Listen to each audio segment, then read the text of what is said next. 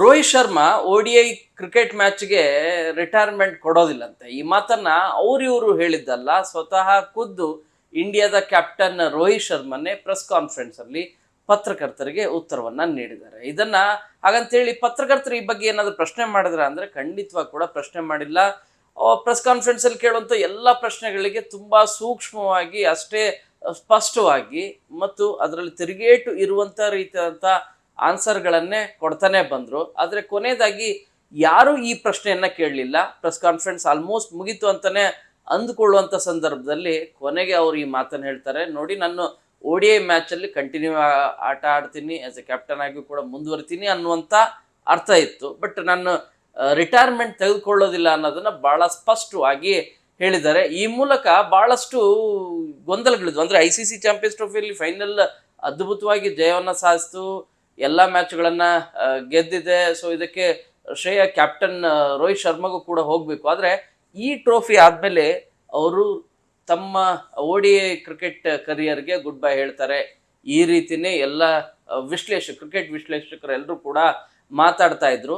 In fact ಈಗಲ್ಲ, ಈ ಹಿಂದೆಯಿಂದನೂ ಕೂಡ ಮಾತಾಡ್ತಾ ಇದ್ರು, ಕಳೆದ ಒಂದು ವರ್ಷದಿಂದನೂ ಕೂಡ. ಅದರಲ್ಲೂ ಕೂಡ ಕಳೆದ 6 ತಿಂಗಳಿಂದಂತೂ ರೋಹಿತ್ ಶರ್ಮಾ ಮೇಲೆ ಯಾವ ರೀತಿಯಾದಂಥ ಪ್ರಭಾವ ಬೀರುತ್ತೆ ಅಂದರೆ, ನೀವು ರಿಟೈರ್ಮೆಂಟ್ ಕೊಡ್ತೀರಂತೆ ಅಂತ ಹೇಳಿ ಪತ್ರಕರ್ತರು ಕೇಳುವಂಥ ಪರಿಸ್ಥಿತಿ ನಿರ್ಮಾಣ ಆಗಿತ್ತು. ಯಾಕಂದರೆ ಆ ರೀತಿಯಾದಂಥ ಫೇಲ್ಯೂರ್ ಮೇಲೆ ಫೇಲ್ಯೂರ್, ಅತಿ ಹೆಚ್ಚು ಫೇಲ್ಯೂರ್ಗಳನ್ನು ರೋಹಿತ್ ಶರ್ಮಾ ಕಂಡುಕೊಂಡಿದ್ದಾರೆ, ಅಥವಾ ರೋಹಿತ್ ಶರ್ಮಾ ಫೇಲ್ಯೂರ್ಗಳನ್ನು ನೋಡಿದರು. ಅದು ಯಾಕೆ ನಿಮಗೆ ಈ ಹಿಂದಿನ ನ್ಯೂಜಿಲೆಂಡ್ನ ಸೀರೀಸ್ ಇರ್ಬೋದು, ನ್ಯೂಜಿಲೆಂಡ್ನವರು ಇಂಡಿಯಾದಲ್ಲಿ ಬಂದು ಆಡಿದಂಥ ಎಲ್ಲ ಮ್ಯಾಚ್ಗಳಲ್ಲಿ ಎಷ್ಟು ಹೀನಾಯವಾಗಿ ಸೋತರು ಅಂತೇಳಿ.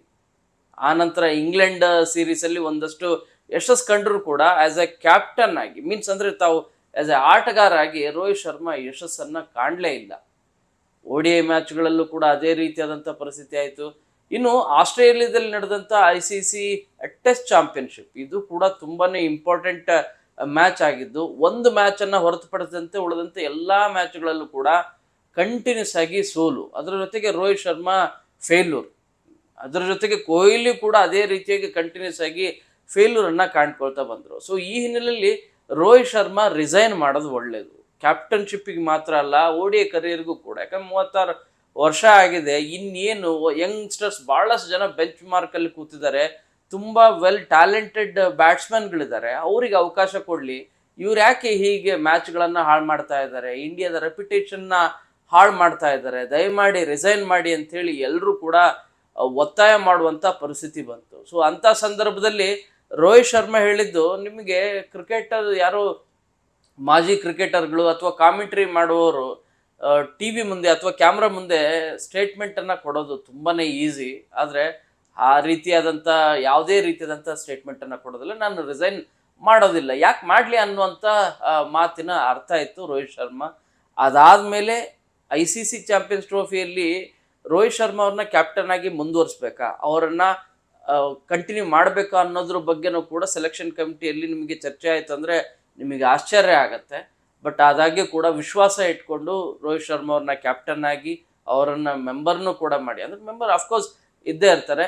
ಸೊ ಒಂದು ಟೀಮನ್ನು ಮಾಡಿ ಕಳಿಸಿದ್ದು ICC Champions ಟ್ರೋಫಿಯಲ್ಲಿ.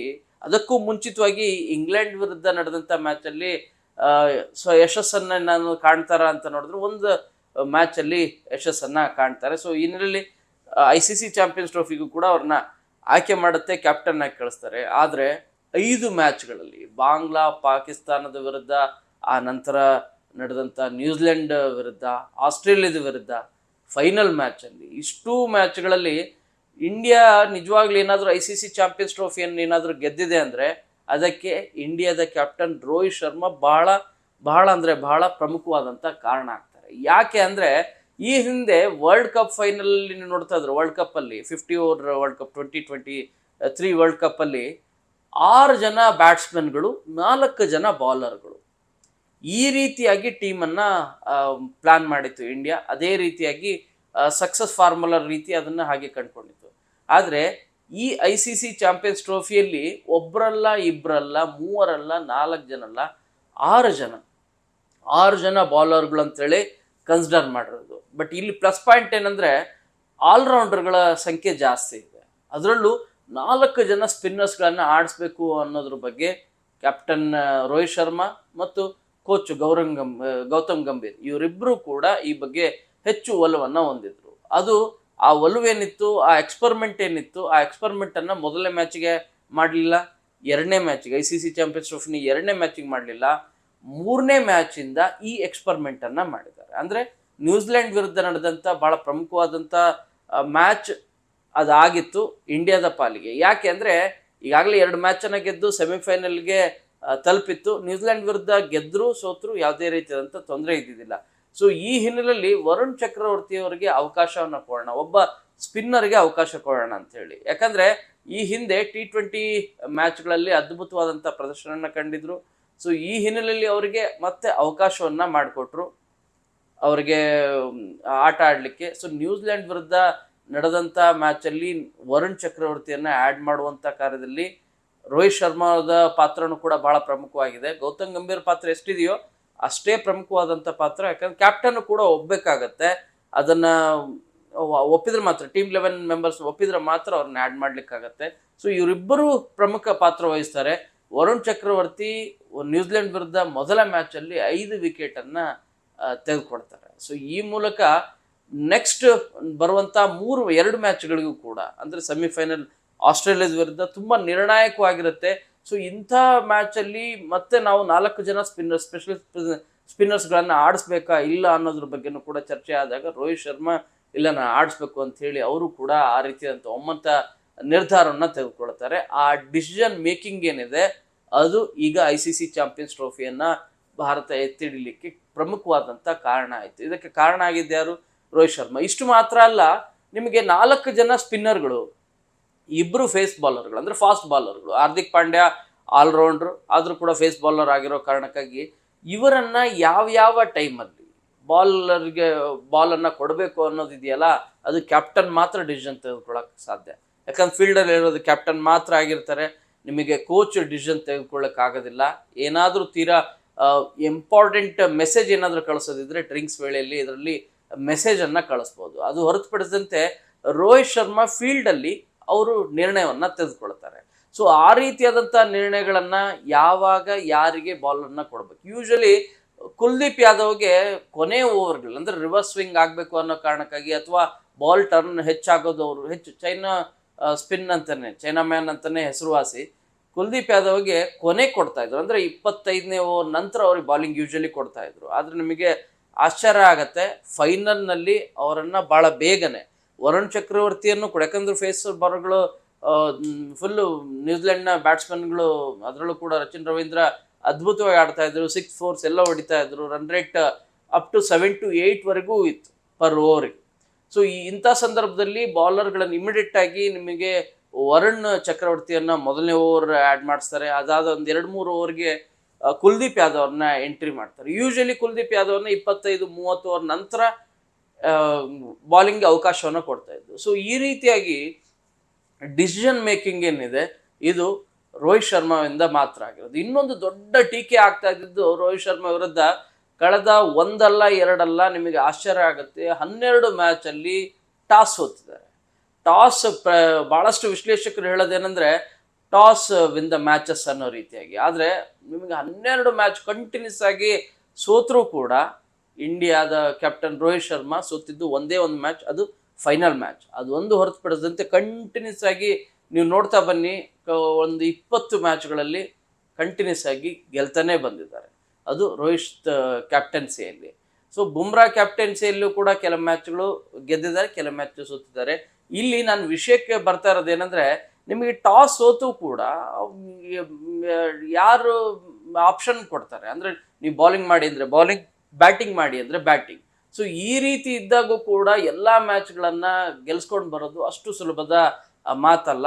Being A captain, being A player, ನಿಮಗೆ ಓಪನರ್ ಆಗಿ ಅವರೇ ನಿಮಗೆ ಮುಂದೆ ನಿಂತ್ಕೊಂಡು ದೊಡ್ಡ ದೊಡ್ಡ ಹೊಡೆತಗಳನ್ನು ಹೊಡೆಯೋ ಮೂಲಕ ನಿಮಗೆ ಎಸ್ಪೆಷಲಿ ಫೈನಲ್ ಮ್ಯಾಚಲ್ಲಿ ನಿಮಗೆ ಒಂದು ವೇಳೆ 100 run partnership without no loss wicket ಮಾಡಿದ್ದು ಅಂದರೆ ಬಹುಶಃ ಅದೇ ಹೈಯೆಸ್ಟ್ ನಂಬರ್ಸ್ ಇರೋದು, ರನ್ಸ್ ಇರೋದು ICC ಚಾಂಪಿಯನ್ಸ್ ಟ್ರೋಫಿಯಲ್ಲಿ ಇಂಡಿಯಾದ ಪರವಾಗಿ. ಅದರಲ್ಲಿ ನಿಮಗೆ ಗಿಲ್ ಎಷ್ಟು ರನ್ ಹೊಡೆದಿದ್ರು ಅಂದರೆ ನಿಮ್ಗೆ 100 ರನ್ ಪಾರ್ಟ್ನರ್ಶಿಪ್ ಅಲ್ಲಿ ಗಿಲ್ ಎಷ್ಟು ರನ್ ನೋಡಿದ್ರು ಅಂದ್ರೆ ನಿಮ್ಗೆ ಒಂದು 20 ರನ್ ನೋಡಿದ್ರೆ ಹೆಚ್ಚಾಯ್ತು. ಉಳಿದಿದ್ದ ಎಲ್ಲ ರನ್ಗಳನ್ನ ಪೇರಿಸಿದ್ದು ರೋಹಿತ್ ಶರ್ಮಾ.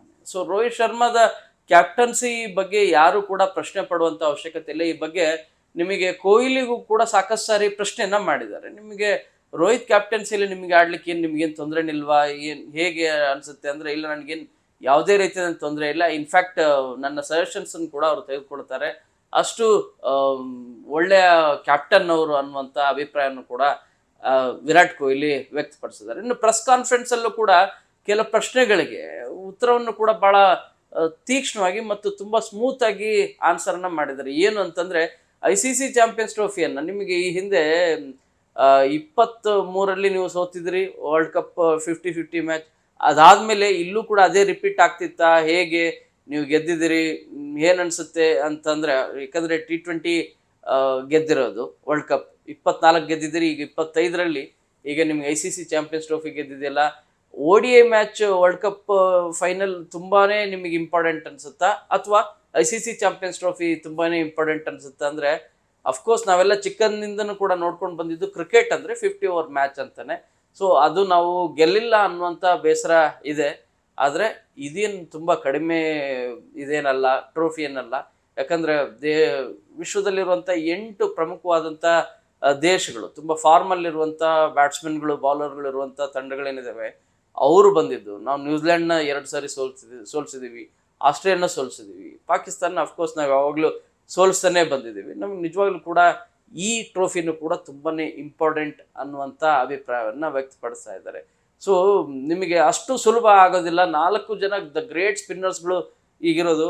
ಯಾವಾಗ ಯಾರಿಗೆ ಯಾವ ಟೈಮಲ್ಲಿ ಬಾಲಿಂಗ್ ಕೊಡಬೇಕು ಅನ್ನೋದು ತುಂಬ ಡಿಸಿಷನ್ ಮೇಕಿಂಗ್ ಅಷ್ಟು ಸುಲಭದ ಮಾತಾಗಲ್ಲ. ಆ ಡಿಸಿಷನ್ ಮೇಕಿಂಗ್ಗಳೆಲ್ಲವನ್ನೂ ಕೂಡ ಮಾಡಿದ್ದಕ್ಕೆ ಇಂಡಿಯಾ ICC ಚಾಂಪಿಯನ್ಸ್ ಟ್ರೋಫಿಯನ್ನು ಗೆದ್ದಿದೆ. ಅದರಲ್ಲಿ ಬಹಳ ಪ್ರಮುಖವಾದಂಥ ಕಾರಣ ಕ್ಯಾಪ್ಟನ್ ರೋಹಿತ್ ಶರ್ಮನೇ ಅಂತಲೇ ಹೇಳ್ಬೋದಾಗಿದೆ. ಸೊ ಸಾಕಷ್ಟು ಫೇಲ್ಯೂರ್ಗಳನ್ನು ಕಂಡಂಥ ರೋಹಿತ್ ಶರ್ಮಾ ಈಗ ಅವರು ಮತ್ತೆ ಲಯಕ್ಕೆ ಮರಳಿದ್ದಾರೆ. ಆಸ್ ಎ ಬ್ಯಾಟ್ಸ್ಮನ್ ಆಗಿ, ಅಫ್ಕೋರ್ಸ್ ಆಸ್ ಎ ಕ್ಯಾಪ್ಟನ್ ಆಗಿ ಒಳ್ಳೆ ಪರ್ಫಾರ್ಮೆನ್ಸನ್ನು ತೋರಿಸ್ತಾ ಇದ್ದಾರೆ.